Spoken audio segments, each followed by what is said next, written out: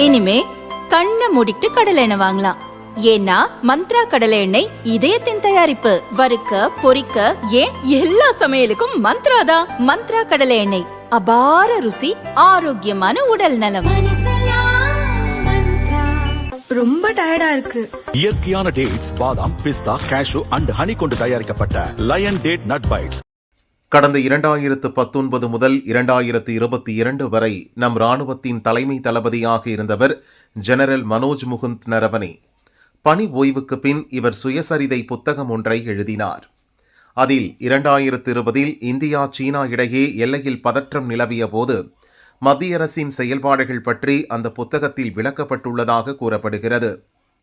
Penguin random house India பதிப்பகம் வெளியிடுவதாக இருந்த இந்த புத்தகத்திற்கு ராணுவ அமைச்சகத்தின் ஒப்புதல் கிடைக்காததால் இப்புத்தகம் இதுவரை வெளியாகவில்லை.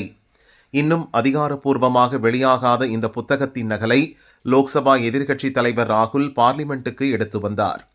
அதில் எழுதப்பட்டிருப்பதாக கூறி சில வரிகளை வாசித்தார். பிரதமர் மோடி மற்றும் மத்திய அரசுக்கு எதிரான விஷயங்கள் அந்த புத்தகத்தில் இடம்பெற்றிருப்பதாக கூறினார். அதிகாரப்பூர்வமாக வெளியாகாத புத்தகம் பற்றி பட்ஜெட் கூட்டத்தொடர் விவாதத்தில் ராகுல் பேசியது பார்லிமெண்டில் பெரும் சலசலப்பை ஏற்படுத்தியது.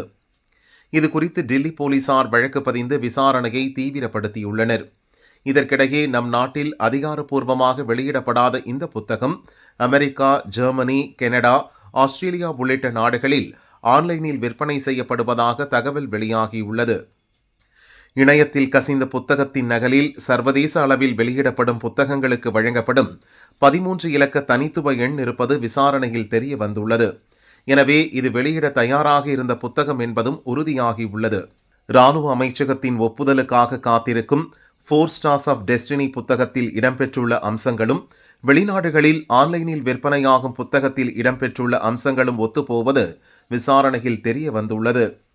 ராணுவ அமைச்சகத்தின் அனுமதி பெறாமல் இந்திய ராணுவம் பற்றிய தகவல்கள் அடங்கிய புத்தகம் வெளிநாடுகளில் விற்பனையாவது எப்படி என்பது பற்றி டெல்லி போலீஸ் விசாரணையை தீவிரப்படுத்தியுள்ளது.